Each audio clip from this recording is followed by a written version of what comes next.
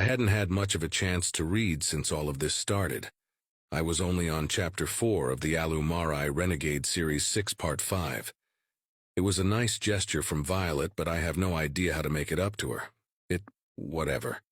The worst part about it was that every time I get to a good spicy part, something rudely pulls me away from it. Then I'd just end up being less invested when I finally got back to it, and frankly, the part just wouldn't hit the spot anymore. I had just opened it back up on my tablet when the priority one came in from Violet. She wasn't aboard anymore. I think she's on one of the stations. I gave the order to turn us in the direction we needed to be facing and to charge up the guns. The Callie is one hell of a ship. She's bulky but can move like an oiled-up ice skater. And the firepower? This old girl can go multiple rounds with entire fleets if she had to, unless those fleets had U.S. battleships.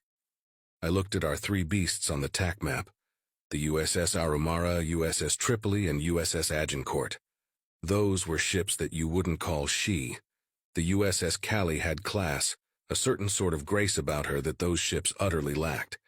They even looked like dicks, and the Megamax, Max, and Minimax spread across their hull didn't look much different, dicks on dicks. Despite their phallic properties, it was considered one of the highest honors to be able to command one. To even be considered for the honor, one had to be distinguished in some way, usually with a meritorious service medal, or decade service medal. I was already working on obtaining my MSM, and the captains of the Alumara and the Tripoli were due for retirement by the time I would get my DSM. I fully intended to apply for the command. If I had to choose between the two of the battleships, I'd choose the Tripoli. The Alumara is a new ship, and having a human commander may affect morale. The new pretend to be open and welcoming, but deep down they're just like the rest of us. They prefer familiarity, and a human commander wouldn't go down well. Being a battleship captain meant that when there wasn't a war on, you were essentially on leave. Even during a war, the ships rotated out frequently. It was one of the only posts you could get that would get you time off regularly, probably because it was expensive as all hell to field one of those ships. Battleships inevitably become the biggest targets on the battlefield, and because of this, everyone aboard gets danger pay, unless they're on leave. So more pay and more time off. That, combined with the fact that my family would be proud, makes the assignment irresistible. I'd probably even be able to afford to get them out of that rental unit. A nice housing unit fully paid off and with a proper kitchen. My husband Philip will be so happy. He loves to cook. I daydreamed for a moment about eating his spaghetti, made fresh from a full kitchen with our two sons. It made for a picture-perfect moment. But if we don't win this battle, we won't have that chance. My family is on Titan, and this enemy is xenocidal. Captain Neal had told me about his findings, and I couldn't be more relieved to get the no-retreat order. Now they can't order me out of the system.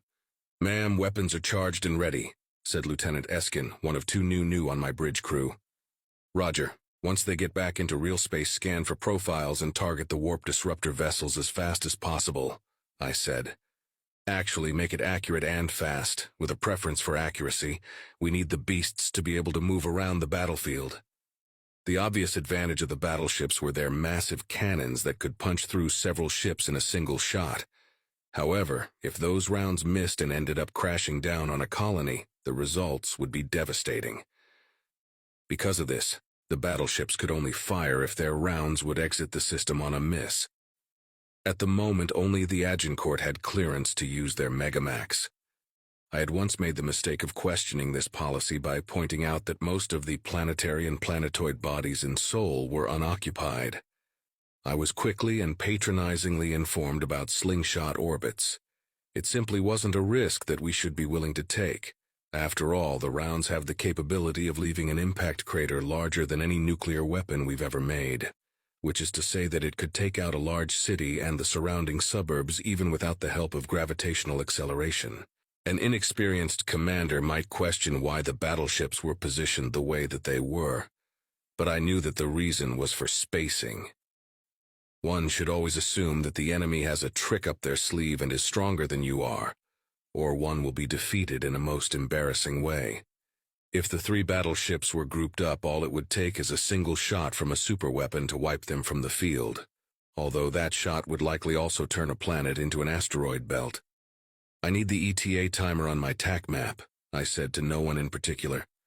After a moment, the timer popped up. 3 minutes. I switched over to our system stats. Shields up, weapons charged, engines primed. All of our accompanying ships similarly prepared. My gaze lingered on the readout for the USS Roma, commanded by Captain Mackenzie. When Violet had given her my order to return to the ship, she had argued about it. Said, "I want to hear it from the captain herself, not a fucking pager." Dumbass. The regulations state that I could have pulled her command and confined her to quarters pending a court-martial. When I saw the recording, I had been mad enough to do just that. Violet convinced me to be lenient, pointing out that Mackenzie had previously been part of an autonomous patrol and wasn't used to her CO being over her shoulder, let alone a subordinate to her CO giving orders. I had made certain Mackenzie knew this, as well as the potential ramifications for her stupid little outburst. I made it crystal clear that it doesn't matter if your CO gives you your orders in person or via fucking carrier pigeon. You follow them without debate or delay. Then I gave her a slap on the wrist in the form of a meeting with SR to correct her anti-AI sentiments. We're all a team, and if you can't play nice with your teammates, you don't get to play at all. Sighing, I switched back to the TAC map. 45 seconds left. "When you have a shot, fire at will," I ordered. "Aye, aye, ma'am," came the reply from the bridge crew. 30 seconds. I felt a little nervous, as one always does before a battle. Even when you've got the enemy outnumbered and outgunned, things can go wrong for you in a flash. Even a single miss can snowball into defeat. 20 seconds. I took a deep breath and held it for a bit before letting it out again. Adrenaline works great when you're in the shit, but it'll make you a shaky mess if you let it. 10 seconds. 9, 8, 7, 6, 5, 4, 3, 2, 1. I watched the TAC map. I waited for 5 more seconds. Nothing yet. Oh, for fuck's sake, why is the ETA always wrong? I was about to open my mouth to joke about it when the enemy ships entered real space. I watched as our system scanned their profiles and matched them to the Omni Union.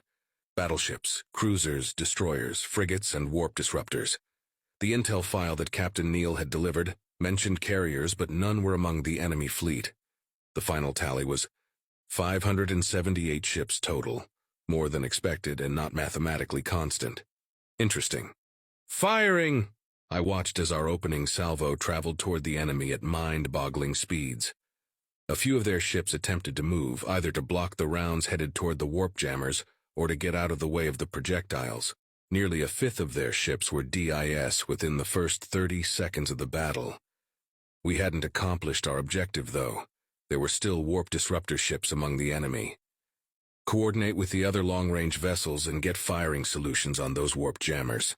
The faster we take them out, the quicker we can wrap this up, I shouted. Aye, aye, ma'am, came the reply. I watched the TAC map as the USS Alumara and USS Tripoli began to approach the enemy on sublights. To the untrained eye, it would appear that they were impatient to get into the fight. But this was actually a fairly standard tactic for battleships that couldn't use their Megamax. If you can't use your big gun, get close enough for the enemy to surround you and use the dozens of smaller ones. It's easier to get a bunch of kills when you're in a target-rich environment. This was a problem, though. Our intel demonstrated that the enemy was not afraid of suicidal actions.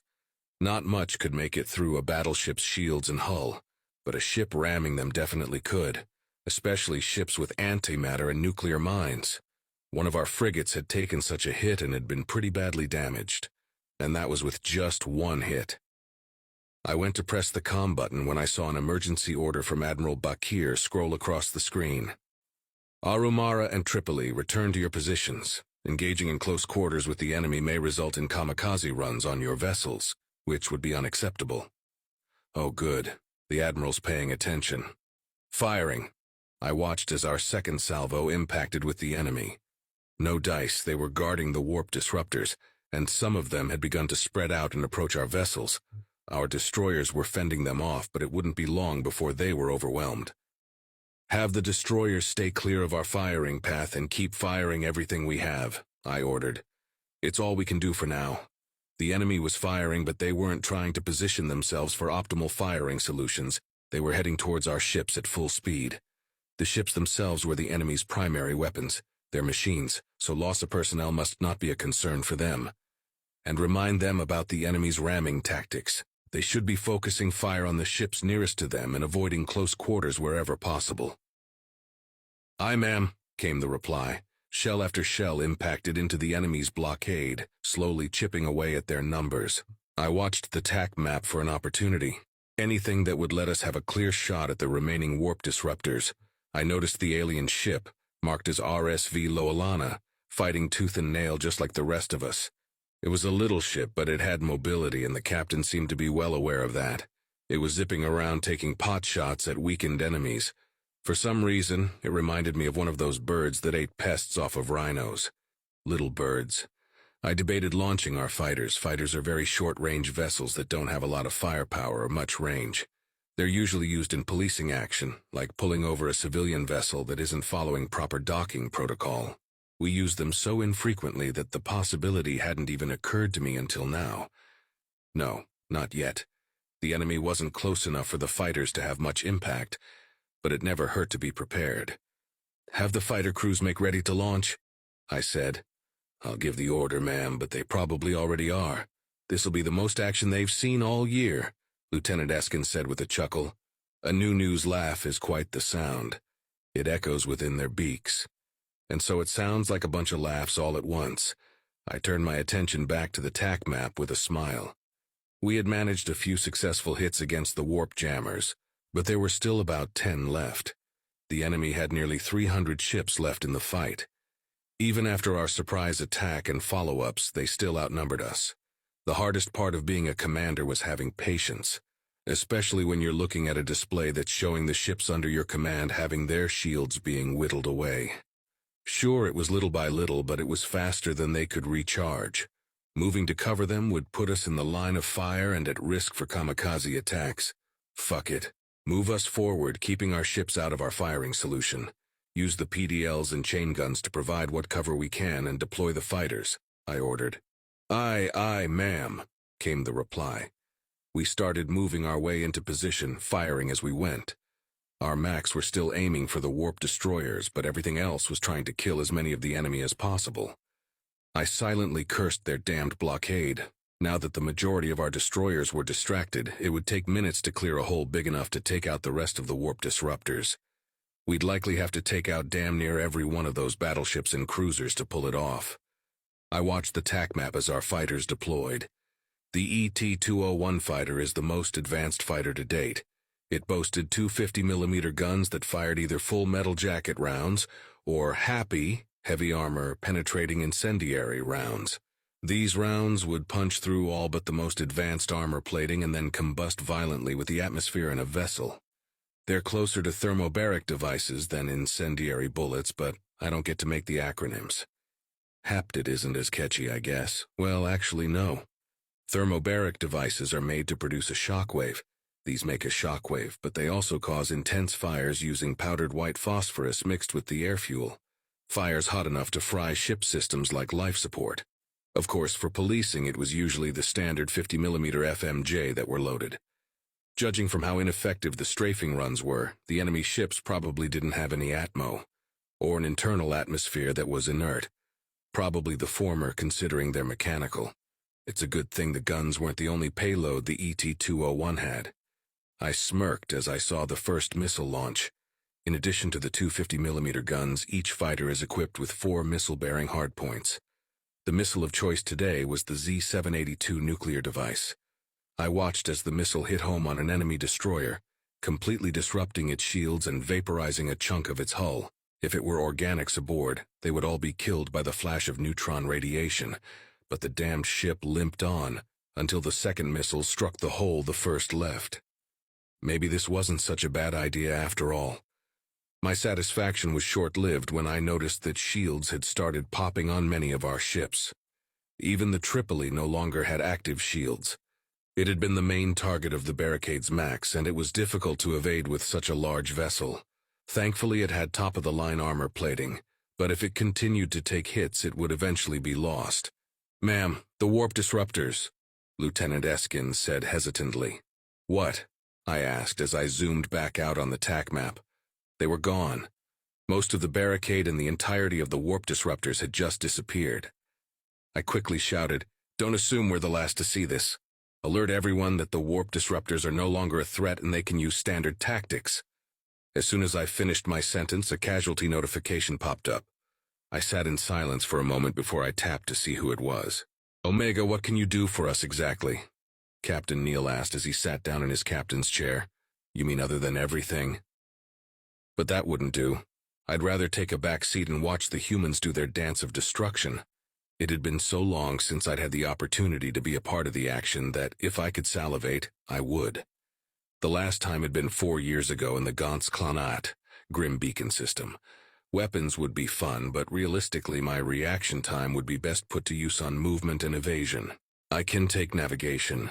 Use your TAC map to let me know which direction you want to be in and which way you want to travel, and I'll make it so, Captain Neil. He looked around for my hologram. When he couldn't find it, he directed his next inquiry to the speaker I had used. Does that count FTL as well? Indeed. Excellent, he said.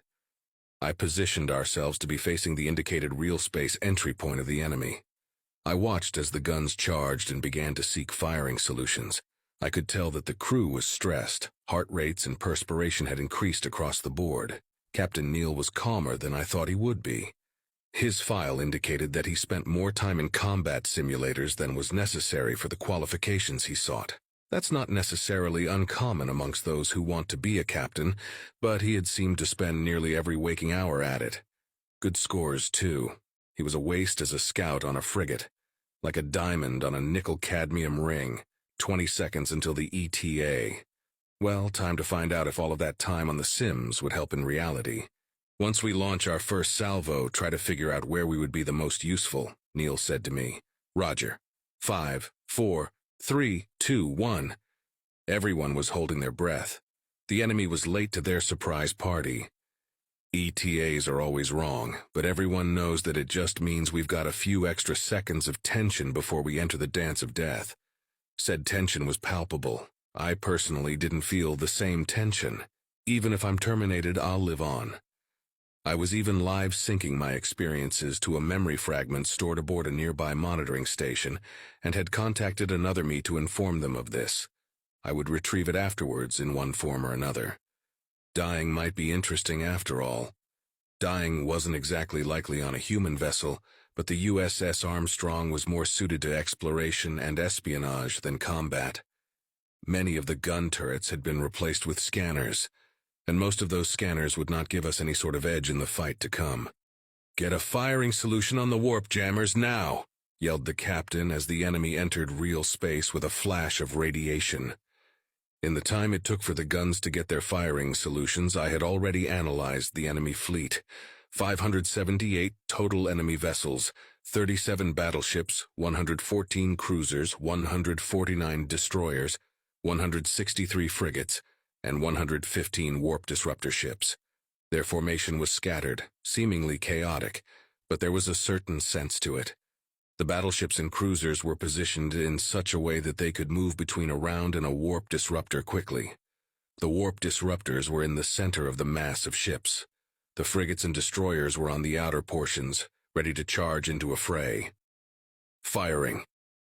I watched the guns trigger their firing sequence. The spinning rounds were abruptly ejected from both Mac cannons, seeking a ship's hull to tear through. The target had been a warp destroyer, but a battleship had moved to intercede. The rounds had torn through its shields but hadn't hit anything vital. The battleship was limping, but still very much in the fight.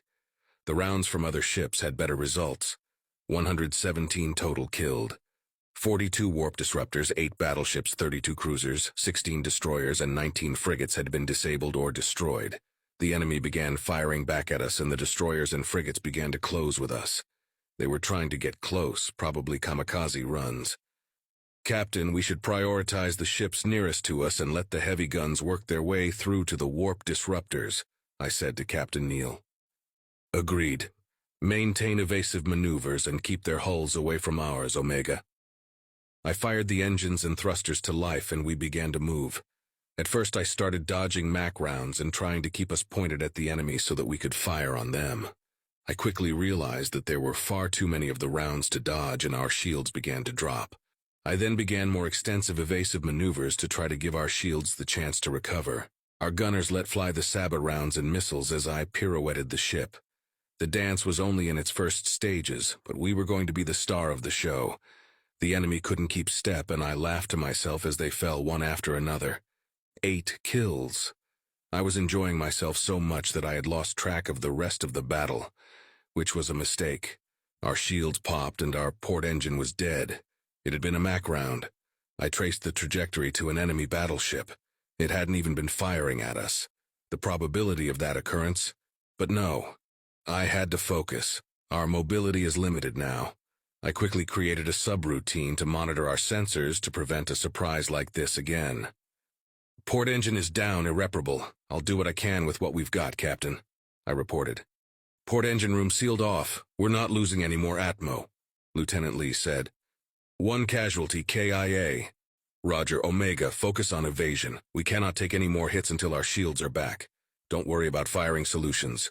We can't shoot if we're DIS, Neil said with a serene sort of calm. I moved us away from the enemy, firing thrusters to avoid incoming Ordo.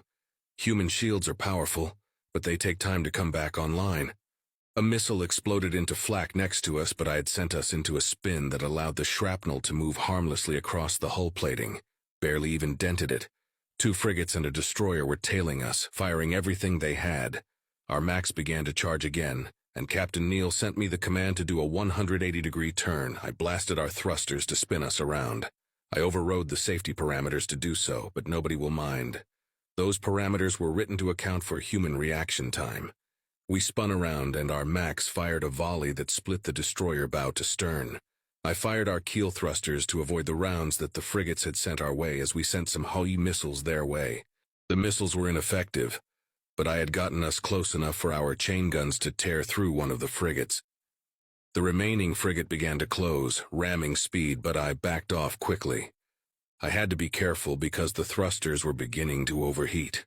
The blast from the MAC had damaged some of the cooling systems, but engineering was working on a fix. They knew what they had to do and were moving as fast as they could to do it.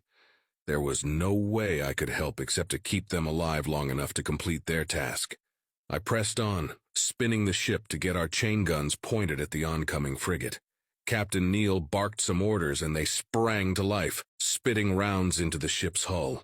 We didn't have a clear shot at the reactor, so we just had to keep firing through the ship until we hit the sweet spot. Shit. Enemy destroyers maneuvered to intercept us.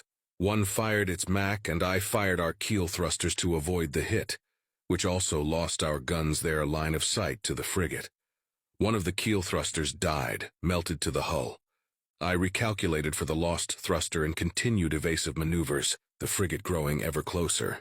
It had also fired and missed. I maneuvered to get it back into our sights and finish it off. I want the Macs charged, Captain Neil shouted. Nearly there, sir, LTJG Flowers responded. Yes, once we finish the frigate, we'd be able to fire at one of the destroyers. I'm glad he was paying attention.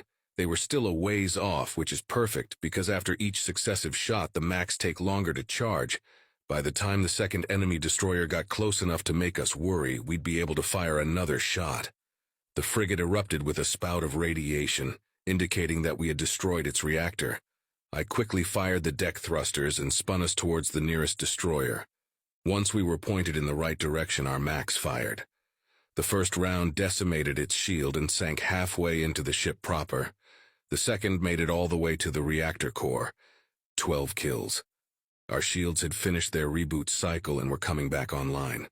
I kept us just outside of the firing solution of the second destroyer as our Macs charged again. Thankfully, it was charging straight for us. If it had stopped, it would have enough maneuverability to hit us with a MAC. Fools. I watched with glee as the firing cycle began on our cannons. An interruption. Subroutine 261.A46 had pinged. This triggered an immediate boost to my processing power. Everything seemed to be moving in slow motion as I began to calculate faster than any human ever could. I have a deep disdain for this particular processing mode. Everything is slow, and it's hard on the hardware. If the bridge technician were paying attention, they would see a massive surge in the temperature and power draw of our servers. Actually, they had the screen up. They would probably see it in about 1.78 seconds. An eternity to me in this state, though.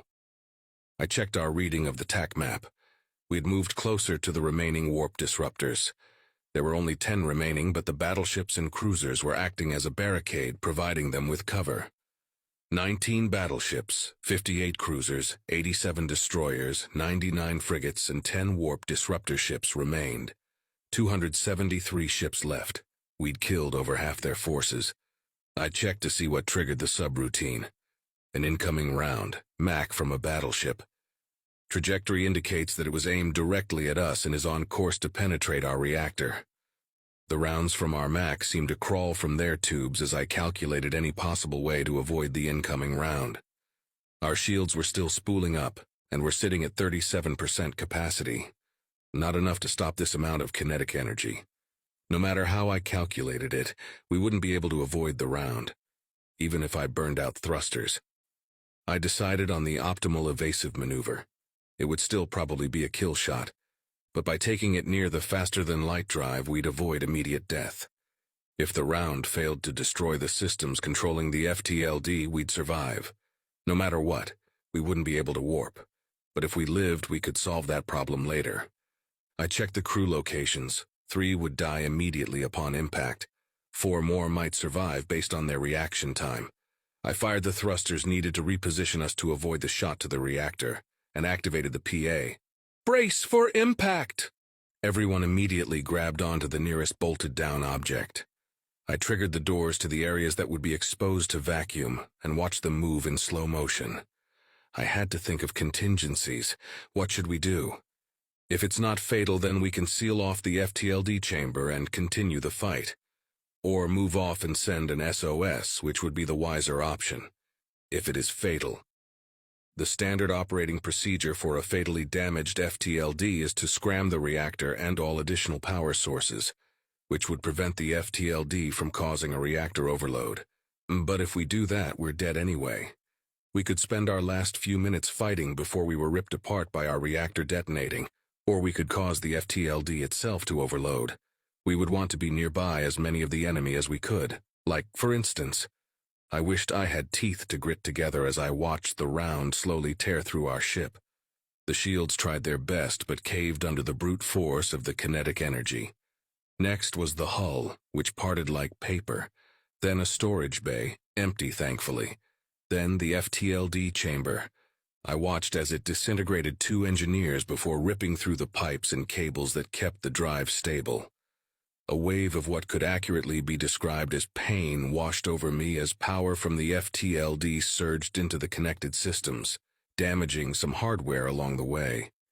I compiled a damage report as I watched the round exit the other side of the ship, exposing the room to vacuum which dragged 2 more unfortunates out into deep space. 3 of the 4 had been fast enough to grab onto something to keep from being vacuumed through the closing door. The damage was extensive. The round had torn through power terminals and coolant cables. The pain that I had felt from the power backwash from the FTLD had fried the redundant coolant controls. The coolant system for the FTLD was no longer providing a way to keep it from going critical if we were to use it, which saved me from having to disable them if we wanted to use the FTLD as a bomb. Captain Neal has a choice to make.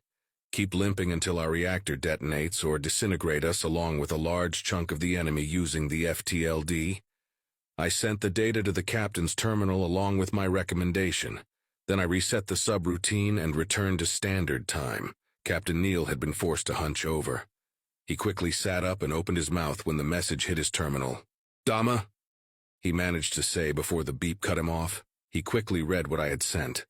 I watched his jaw muscles clench as he realized what our fate would be, gritting his teeth. A nurtured reaction to emotionally shocking developments, to keep from crying out or to prevent the tear ducts from involuntarily activating. Who knows for sure? But at this moment I understood the why. There were many reasons. He had just achieved his dream of being a captain, and this wasn't fair. He had worked so hard and tried his best, and it still wasn't good enough. He would have to live every captain's worst nightmare, being responsible for the destruction of his ship. He would never see his family again, and if he didn't act fast, neither would his crew. He keyed the comm and said grimly, "All non-essential personnel abandon ship. I say again, all non-essential personnel abandon ship." I watched as the rest of the crew busied themselves with following evacuation procedures, calmly and quickly, for the most part, making their way to the escape pods. There was no way of knowing if they would survive after ejecting, but remaining was certain death. I continued evasive maneuvers while Captain Neal explained to the bridge crew what had happened. "So, we're dead?" asked Lieutenant Lee. "Not yet," Neal responded. "Our FTLD is going to go critical in less than 10 minutes unless we cut power, which isn't an option. And the only other thing we can do about it is speed it up," sighed Flowers. Captain Neal raised a hand to calm Flowers and said, "I want you all to evacuate. The only essential personnel is myself, and I'm sorry about this, Omega." "It's my idea, Captain Neal," I said, activating my hologram. "Like hell are you going to do it without me?" Lee gave me a perplexed look and asked, "Do what?" Flowers appeared to grow concerned, and all he could say was, "No." Neal looked at his bridge crew and said, "I'm going to take what's left of this ship and ram it down the enemy's throat. The goal is to take out the rest of the warp destroyers. This is my last order to you. Get to the escape pods." Everyone except for Lee and Flowers rose from their stations and jogged to the pods. My avatar stared at the two remaining officers. "Your presence is not required," I said. "Well, I'm not going anywhere. You'll have a hard time with the FTLD and flying the ship," Lee said. "The safety measures in place are going to require your full attention." "And I've got nowhere else to be," said Flowers. "An extra set of hands might be the thing that saves Earth." Interesting. I had discounted this particular scenario as unlikely due to the limited time that these three had served together. Lieutenant Junior Grade Marcus Flowers and Lieutenant Hyun Lee. I accessed their records. Both were born on Earth, on opposite sides of the Big Blue Marble. Both had also been assigned to the USS Armstrong since it was commissioned. Variables I hadn't accounted for in my original assessment. I ran through several possible arguments that I could make that would convince them to leave the ship. None matched their psych profiles. Stubborn. Captain Neal decided to make a go of it anyway. "You don't need to Lee interrupted. "Captain, we're running out of time and we're not going anywhere. Let's just shut up and get this done." "Yeah, it's not as if you can court-martial us for not following your order to evacuate," Flowers smiled. I had already begun our approach of the enemy barricade when Neal finally sighed and said, "Fine. All right. I will get us to where we need to be for our FTLD's overload to cause the most damage. I've updated the TAC map with our approximate blast radius. It's a conservative estimate, so everything within this zone will be destroyed," I said. "Once you're satisfied with our position, activate the warp command and I'll override the safeties to trigger the overload." "Understood," the three humans said simultaneously. The battleship that had hit us had been decimated by a round from the USS Agincourt. The other ships were too busy positioning themselves between Mac rounds and the warp disruptors to notice as we began to get closer and closer. The bridge remained silent, with the exception of the occasional alarm sounding and being immediately shut off. I moved us as fast as we could go. I couldn't help but wonder what death was like for humans. I knew that in most cases it wasn't as instantaneous as they believed it to be. I'd seen instances of humans being dead on their feet with the aid of machinery, no longer fighting for survival but fighting to take the enemy with them. Fairly similar to this situation, but these three won't feel any pain. The explosion will be instantaneous, faster even than light can move. Their brains, and my own as well I suppose, won't have any time at all to register the damage inflicted by the blast. The only thing more destructive than an overloading FTLD is the primary weapon of the USS Nidhogg, and arguably the A1 warhead depending on how it is used. But an overloading FTLD creates a subspace blast in real space that can annihilate everything in a 3,000-mile radius, depending of course on the size of the drive in question. If one were overloaded in the center of Luna, it would destroy the moon entirely. The enemy barricade was spaced less than 800 miles apart. The AOE indicator hit the first warp disruptor as the enemy finally noticed us. I evaded a Mac round and pushed forward. By the time half of the disruptors were in the AOE, 3 battleships and 8 cruisers were firing at us. I was barely able to dodge them, melting thrusters as I did. A round scraped our hull, tearing some plating off as it went. "Start the warp," Captain James Neal said as the last of the disruptors entered the AOE. Lieutenant Lee entered the command on her terminal, and I bypassed the safeties. Then I watched the power surge to the faster-than-light drive. The temperature of the FTLD quickly spiked and cooled. Just before it,